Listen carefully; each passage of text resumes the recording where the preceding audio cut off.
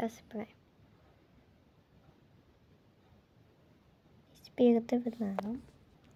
Отивате при филтри и при обективи. И аз избирам това. Вие можете да си изберете някой друго. Обръщате. И после идвате на тук. И снимате. И пак долу. И пак спирате. Махате филтъра. И пак почвате да снимате.